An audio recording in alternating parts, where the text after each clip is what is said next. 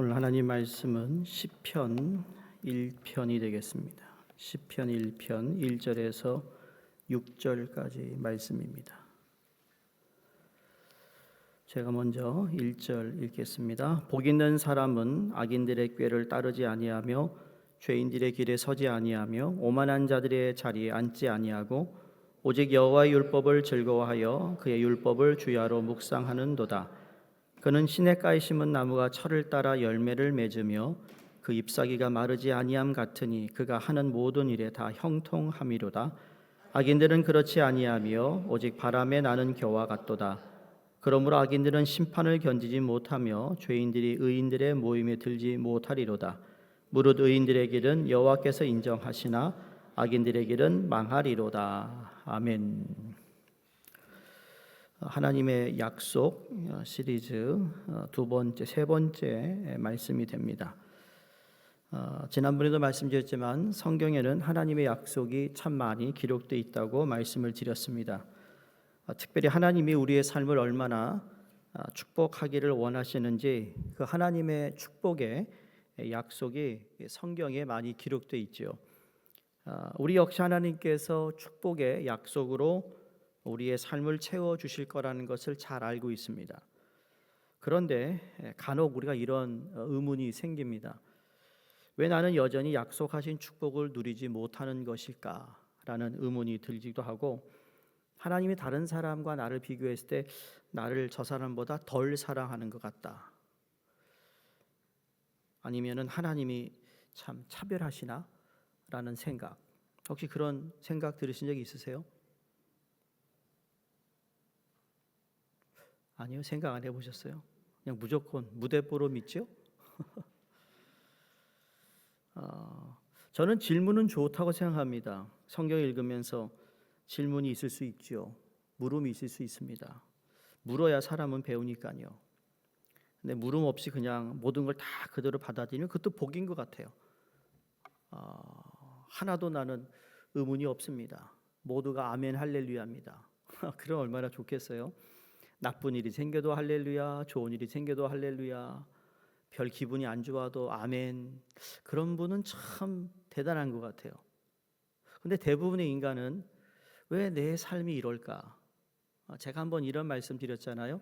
이민 생활을 20년, 30년, 40년, 50년 이렇게 쭉 이민 생활이 횟수가 갈수록 우리가 사는 삶이 조금 더 윤택해지고 좀 안정적이고 좀 보장이 되는 그런 삶을 살아야 할 텐데 살지 못하는 그러한 어떤 분위기 속에 살아가는 이민자들도 있어요.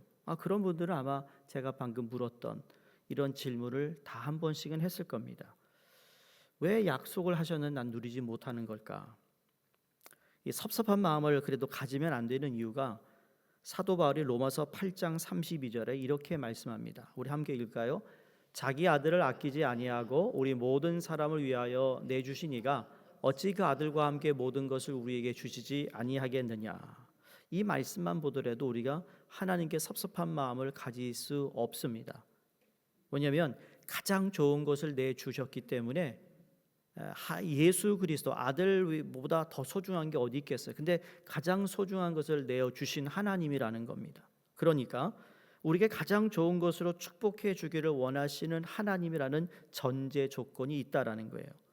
그날 살아가면서 우리의 삶 속에서 우리가 하나님의 축복을 다 경험하는 것은 아닙니다.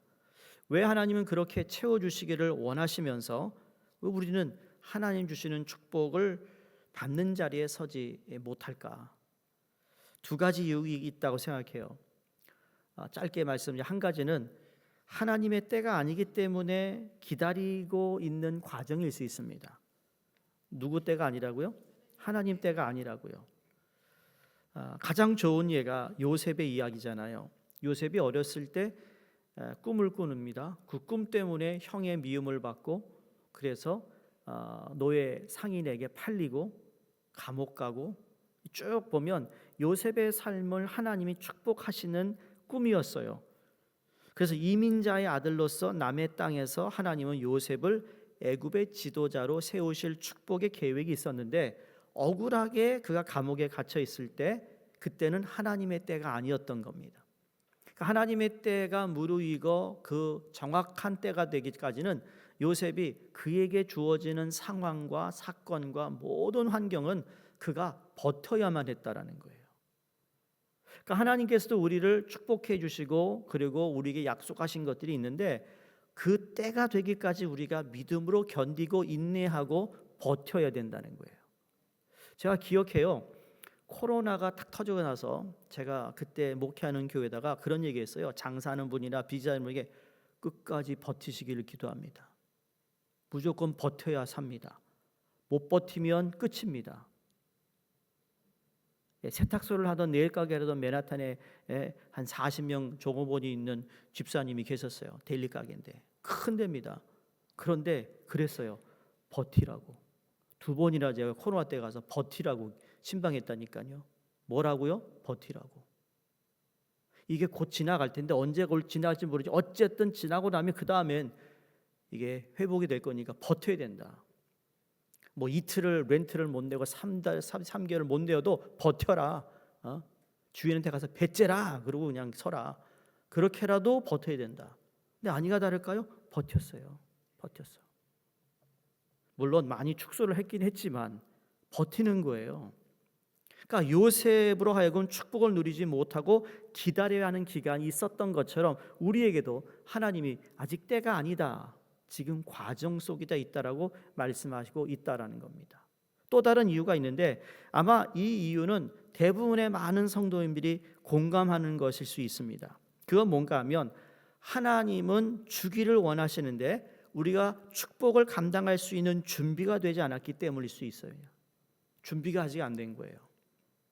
하나님 언제든지 우리의 그릇에 하나님께서 그 축복의 복의 은혜를 주시길 원하는데 아직 내가 준비가 되지 않았어요. 여러분 축복이라는 것은 준비된 사람에게 주어지는 것이에요. 그것이 축복이 되는 것이지 준비되지 않은 사람에게 주어지면 그 축복은 삶을 복되게 하는 것보다는 삶을 망치는 소위 저주가 될 수 있어요. 많은 사람들이 축복을 꿈꾸잖아요. 물론 축복에 대한 성경적인 개념을 가지지 않은 분도 많지만 축복을 다 꿈꿉니다. 그래서 어떤 사람은 이렇게 생각해요.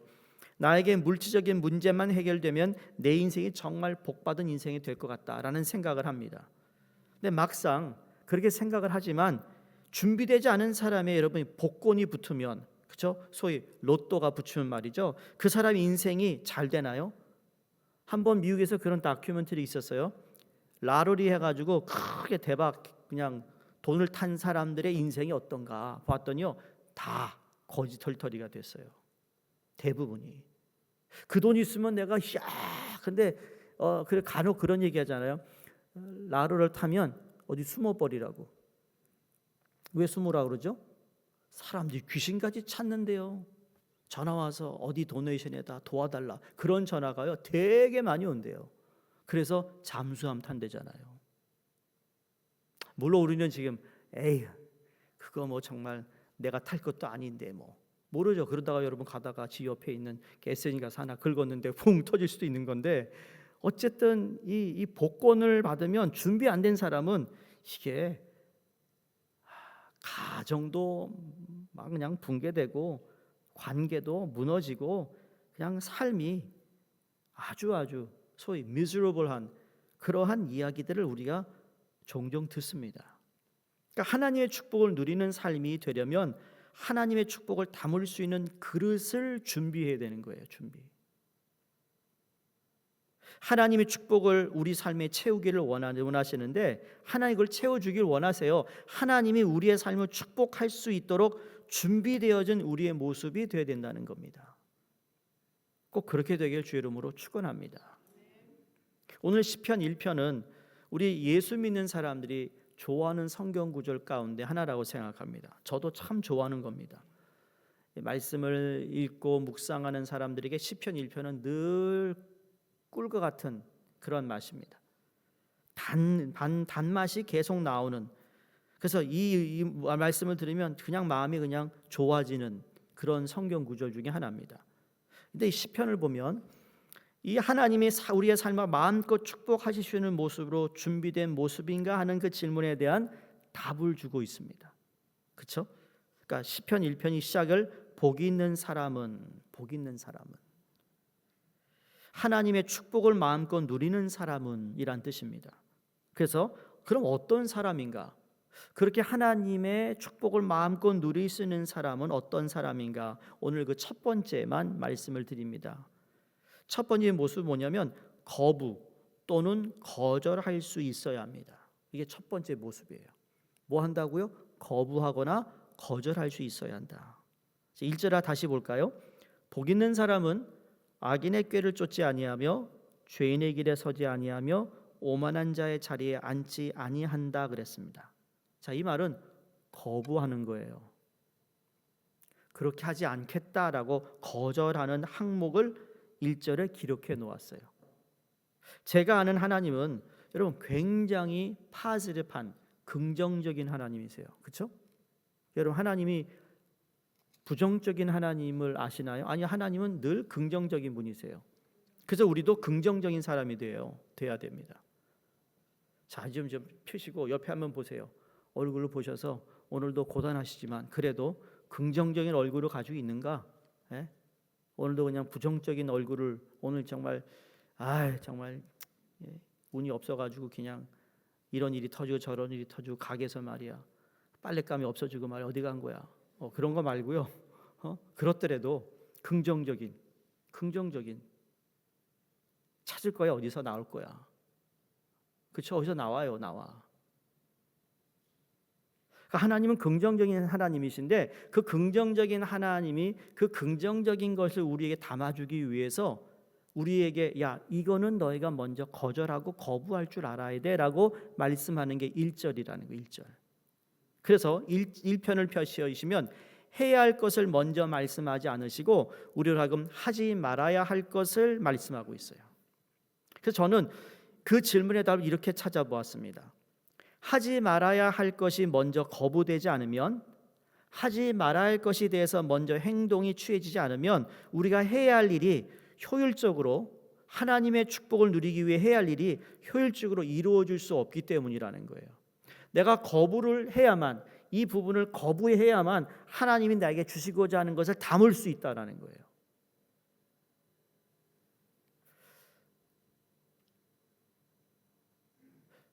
창세기 12장에 보시면 하나님이 아브라함을 부릅니다. 아브라함을 부를 때 하나님이 아브라함에게 어디서 떠나라고 그러죠?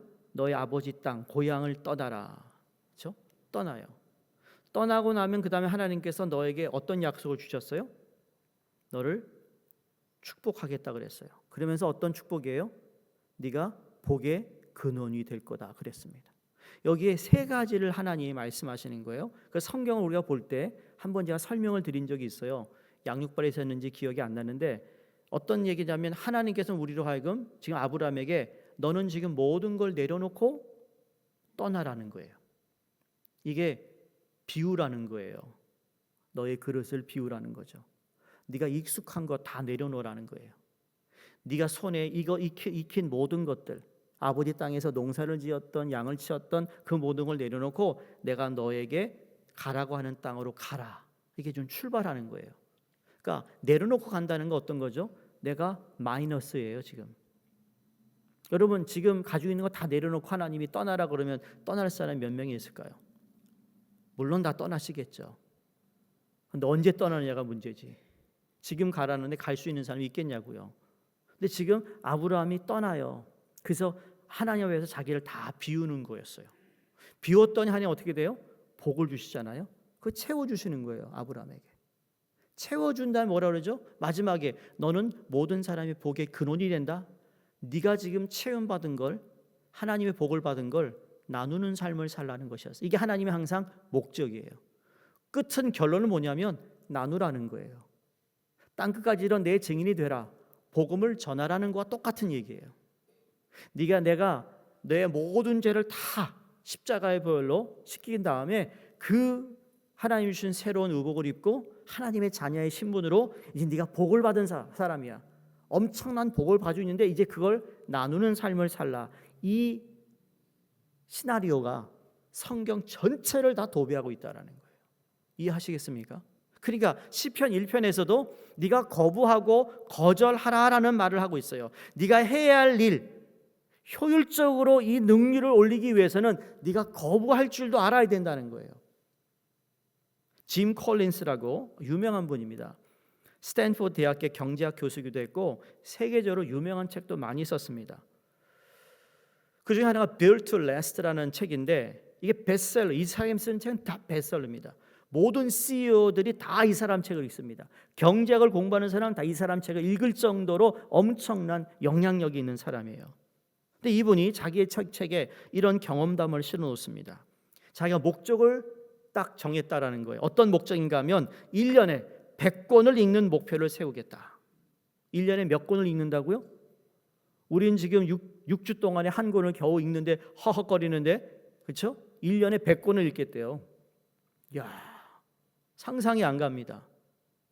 그래서 집에다가 독서실을 만들고 편하게 앉아서 읽을 수 있는 의자도 구매하고, 그 다음 책을 읽을 때 이 불빛 조명이 중요하니까 조명도 잘 좋은 걸로 준비하고, 그리고 자기가 계획한 것처럼 독서를 시작하는데 자기가 결단하고 마음먹은 것처럼 독서의 효율이 오르지 않더라는 겁니다. 그래가지고 하루는 저녁을 먹으면서 그 아내에게 이렇게 이야기를 나눴대요. 도대체 뭐가 잘못된 거지? 왜 우리가 책을 읽는데 이렇게 생각한 대로 쭉쭉 진도가 안 나가는 걸까?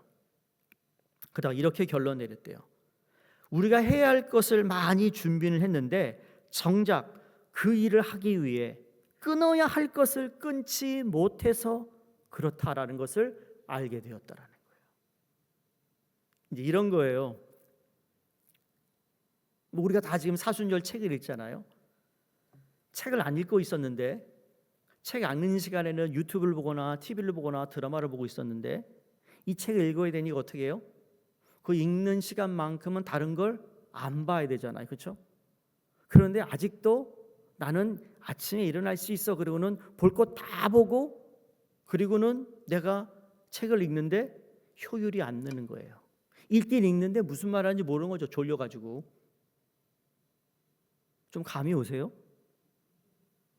내가 책을 읽어서 그 독서를 통해 그 중요한 인포메이션을, 정보를 내가 다 흡수하기 위해서는 다른 것을 내가 다 내려놓아야 할 것이 있으면 거부하고 잠깐 멈춰야 되는데, 그거 멈추지 않고 그냥 내 일상생활에 24시간이 있었던 일상, 그 모든 그 뭐예요, 나의 스케줄을 감당하면서 이걸 하려고 그러니까 안 되더라는 거예요. 이것도 아니고 저것도 아니고. 그래서 이 부부가 뭘 결정했냐면 TV를 끊어버리겠대요. TV를 끊기로 했대요. 그 처남에게 전화해서 우리 집에 쓸만한 TV 여러 개 있는데 다 가져가라. 가져가되 조건이 있다. 절대로 다시 가져오지 말라. 그래서 TV를 다 없앴다라는 거예요. 그런 다음부터 자기가 계획한 책 100권을 읽겠다라는 것이 진도가 나가기 시작했다라는 거예요. 우리 신앙생활에서도 마찬가지 아닌가요? 하나님이 약속하신 축복을 마음껏 누리고 살기 위해서 우리가 끊어야 할 것을 끊는 결단이 필요하다라는 거예요. 시편은 한마디 이렇게 말합니다. 무엇을 끊어야 하는가? 악인의 꾀를 쫓아서 사는 것을 끊어야 된다고 말합니다. 악인의 꾀가 무엇일까요?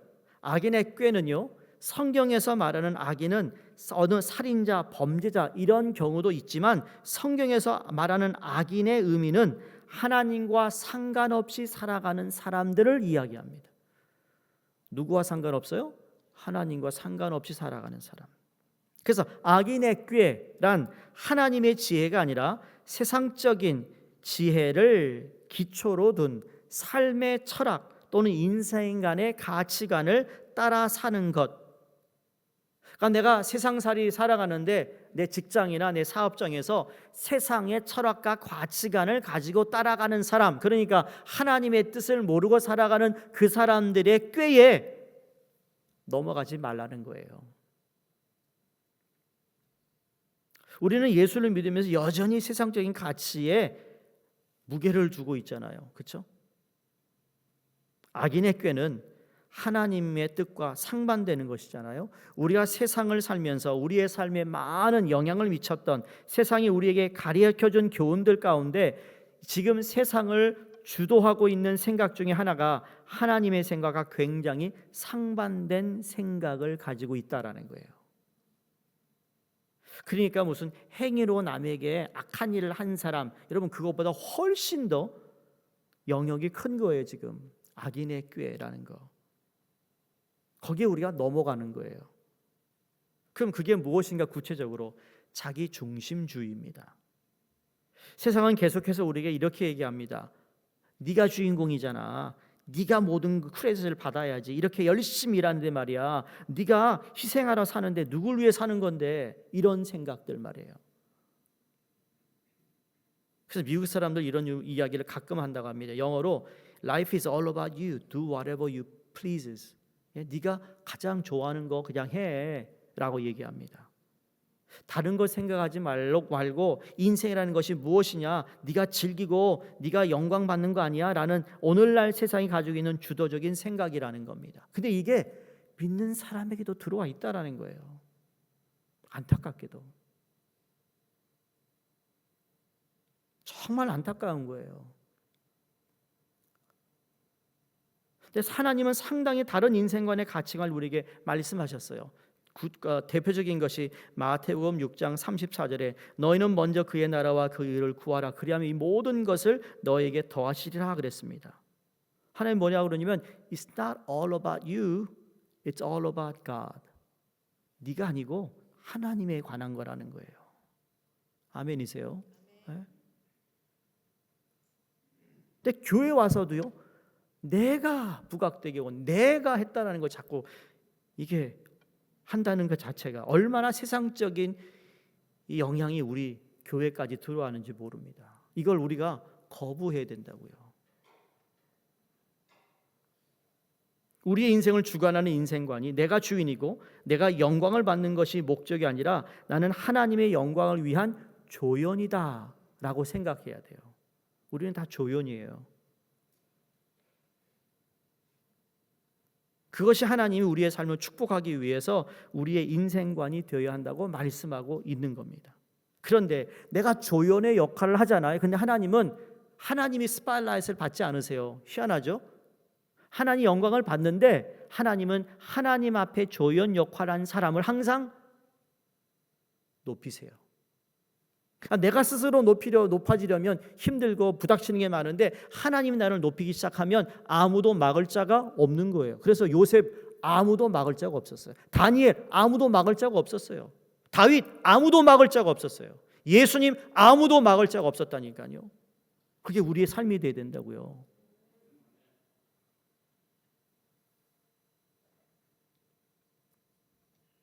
성경을 보시면 축복하신 많은 사람들이 등장해요.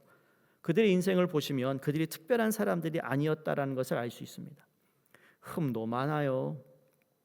왜 하나님께서 지구상에 이렇게 많은 사람들 가운데 왜 저렇게 참 흠이 있는 사람들을 사용하셨을까? 왜 하나님이 그의 인생들을 그렇게 축복하셨을까? 공통점 한 가지를 찾는데 그건 늘 자기가 하나님의 영광을 위하여 조연이다라는 것을 알고 그렇게 항상 기억하고 살아갔던 사람들이라는 겁니다. 여러분, 묵상하면 성경에서 누가 가장 많은 묵상을 했다고 생각하세요? 창세기에서 요한계시록까지 묵상 그러면 떠오르는 인물이 한 명 있어야 되잖아요. 누굴까요? 다윗. 다윗이에요.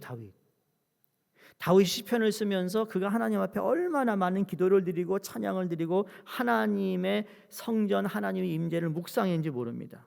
근데 다윗도 흠이 있는 사람이었잖아요. 간음을 저질렀어요. 그 간음을 커버하기 위해 사람까지 죽였어요. 그런 다윗을 하나님이 축복하십니다. 그 이유는 다윗은 항상 그가 하나님을 위한 조연의 역할을 하고 있다는 것을 늘 마음속에 두고 있었다라는 거예요. 그게 어떻게 보면 아무것도 아닌 것 같지만 다윗을 하나님께서 계속 올리시잖아요. 근데 다윗도 왕위에 오르기 전까지 요셉처럼 고생 하나님의 때가 아니었던 거예요. 근데 그도 어떻게 했습니까? 인내했어요. 끝까지 버텼어요. 사울 왕을 죽일 수 있는 기회가 있었지만 그럼에도 불구하고 하나님이 기름 부은 왕을 자기 손으로 죽이지 않는 그런 실수를 범하지 않아. 왜? 나는 조연이니까. 그래서 가능했던 거예요. 여러분, 다윗이 대단한 성품이 좋거나 대단한 인격적인 사람이야, 전 그렇게 생각하지 않습니다. 물론 그것도 조금 갖추었겠죠. 그러나 더 중요한 건 하나님이 원치 않는 건 하지 않았던 다윗이라는 거죠. 그 말은 뭐예요? 내가 중심이 아니라 하나님이 중심이라는 것을 다윗이 인식했습니다. 그래서 결국 하나님은 다윗을 어떻게 인정하죠? 뭐예요? 중심을 보시는 하나님이라고 얘기합니다. 다윗을 볼 때 중심이 됐어. 그러니까 하나님이 다윗을 복 주시는 거예요. 사무엘하 5장 11절에서 11절 말씀 함께 보겠습니다. 함께 읽을까요? 두로 왕 히람이 다윗의 사절들과 백향목과 목수와 석수를 보내매 그들이 다윗을 위하여 집을 지으니 다윗이 여호와께서 자기를 세우사 이스라엘 왕으로 삼으신 것과 그의 백성 이스라엘 위하여 그 나라를 높이신 것을 알았더라. 아멘. 다윗이 왕이 되어서 자기 궁전을 짓는데 그 집을 지을 목수를 보내고 석수를 보내는 그때에 다윗은 내가 잘나서 이런 것이 아니다 라고 고백하고 있는 거예요. 하나님의 나라를 높이고 하나님을 나타내기 위해서 나를 그러한 자리에 세우셨다라는 것을 알았다라고 말합니다. 자, 성도님들, 이런 확신을 좀 가졌으면 좋겠습니다. 좀 손을 가슴에 얹으시고, 하나님이 나에게 이 자리를 허락하셨다. 에? 얘기하세요. 하나님이 나에게 이 자리를 허락하셨다. 내게 주신 이 자리는 하나님이 주신 자리다. 예? 교회에서뿐만 아니라 여러분이 지금 운영하는 사업장도 그렇게 생각하시라는 거죠. 하나님의 것이다. 이거 안 되면 하나님 마이너스예요. 아시죠? 이런 배짱을 좀 가지라는 거예요. 목회하면서도 그렇거든요. 하나님 마이너스 하는 거, 불이익 당하는 하나님 가장 싫어하세요. 그리고 그때 가끔 교만하다고 교만한 게 아니고 가끔 이제 그런 얘기 한다니까. 저 하나님 알아서 하십시오. 내가 믿는 구석이 있으니까 얘기하는 거 알아서 하시라고. 하나님 오해하지 마세요. 교만이 아니라 정말 하나님 알아서 하셔야 됩니다. 이거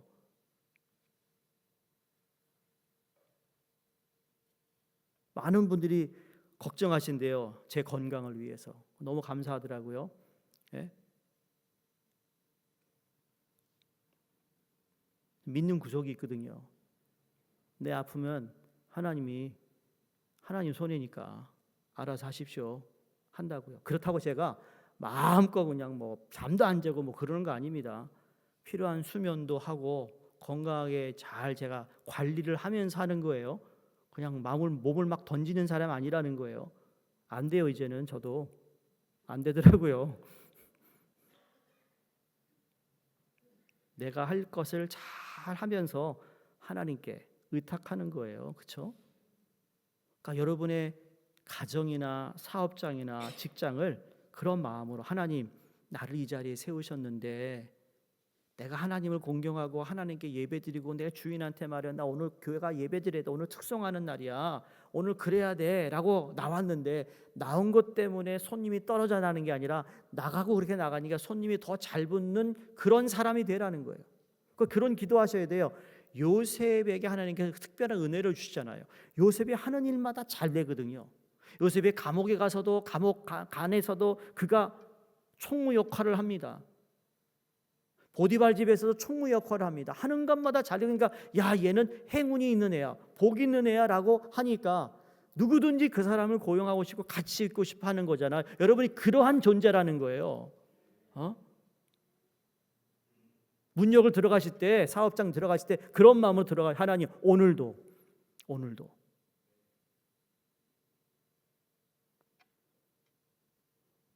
전 그런 복 여러분이 받기를 주의 이름으로 축원합니다. 사도 바울도 그러잖아요. 고린도전서 15장 10절에 나의 나 된 것은 하나님의 은혜로 된 것이라. 사실 많은 사람 중에서 하나님 그래도 내가 하나님 위해서 내가 얼마나 희생했는지 아십니까? 왜 이러십니까? 이렇게 얘기하는 게 아니고요.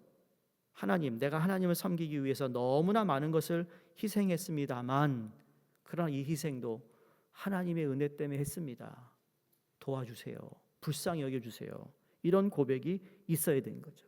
바울이 나 같은 것, 하나님께서 나 같은 것을 불러주시고 사용해 주신 것, 이 모두가 하나님의 은혜입니다라고 고백했던 것처럼, 우리를 지배하려고 하는, 특히 우리 마음을 지배하려고 하는 세속적인 그런 가치관에 우리가 속지 않기를 바랍니다. 내가 조연이라는 것이 있지 않길 바라고, 내가 조연인데 주인처럼 살려다 보니까 내가 얼마나 수고하며 살아가는지 모릅니다. 여러분, 요사이 경제가 또 어렵대잖아요. 근데 잘 생각해 보세요. 제가 지금 한옥권 목회를 이제 한 16년, 17년 하는데, 그때부터 지금까지 매해 뭐라는 줄 아세요? 장사하는 분들이 안 좋아요. 안 좋아요. 나 16년 들었다니까요. EM은 뭐 그냥 직장 생활하니까 안 좋든 뭐든 상관없죠. 왜냐면 연봉을 받으니까. 그 친구들은 그런 얘기 안 하는데, 자영업하는 분들은 그 얘기를 계속 해왔다니까요. 안 좋아요, 안 좋아요. 이게 어디까지 안 좋아할지 모르겠어요. 죽을 때까지 안 좋을 수도 있는 거예요. 경제란 그런 거라는 거예요. 아주 어려워요. 늘 어려워요. 제가 그래서 때로는 참 여러분들을 다 이해 못할 때가 있어요. 목사가 참 저 사업장을 운영하기 위해서 얼마나 때로는 마음도 힘들고 부담감도 많고 무거운 짐을 진 것 같고, 오늘 손님이 안 오면 참 이거 사놓은 이 재료들 들고 다 버려야 되고, 이런 생각들. 그럼 저도 마음이 찡하다니까요.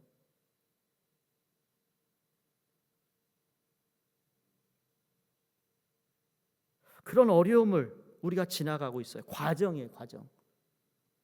제가 여러분을 위해 기도할 때, 하나님 우리 교회 식구들의 경제를 기적적으로 일으켜달라, 그런 기도하기 전에 하는 기도가 있습니다. 잘 들어주세요. 어떤 기도하는가? 하나님, 어려운 시기를 지나가면서 하나님 나라와 하나님의 의를 구하는 것을 배우게 하시고, 또 인생을, 신념을 내 것으로, 내 신념으로 인생을 사는 것이 아니라 하나님의 은혜로 나는 조연의 역할을 하나님이 세워서 삶이 채워지는 그런 인생이 되게 해달라고 기도합니다. 나도 열심히 하지만 하나님이 채워주시는 경험을 하게 해달라. 피할 길도 열어주시고. 그래서 신명기 8장 18절에 이렇게 말씀합니다. 내 하나님 여호와를 기억하라. 그가 너에게 재물을 얻을 능을 주셨습니다. 이건 뭐예요? 이미 주셨다 말씀하고 있어요. 너가 너에게 재물 얻을 능을 주셨다. 하나님께서 약속의 땅에 들어가서 네가 손수 짓지 않은 집에서 살고, 네가 파지 않은 우물에서 우물을 마시며, 네가 심지 않은 나무의 열매를 먹을 때에 그 모든 것을 너에게 주사 누리게 하신 하나님을 잊어버리지 말라. 다시 말해, 여러분에게 주어진 그 사업장 하나님 주셨다는 걸 다시 한번 회복하시기 바랍니다. 여러분이 주신 그 건강이나 여러분에게 지금까지 사업을 지금까지 운영하고 있다라는 것, 여러분 이거 하나님이 내게 맡겨주신 거라는 것을 잊지 말라는 거예요. 기억하라는 거죠. 누가 주었다고요? 하나님이 주었다고. 하나님이. 근데 하나님이 아니라 내가 뭐 술을 쪄가지고는 어떻게 하든지 빼앗지, 내가 그거 어떤 사업장을 뺏어가지고 내가 한다 그러면 하나님이 그 사람 안 돕죠. 절대 안 도와요. 그래 두고 보자.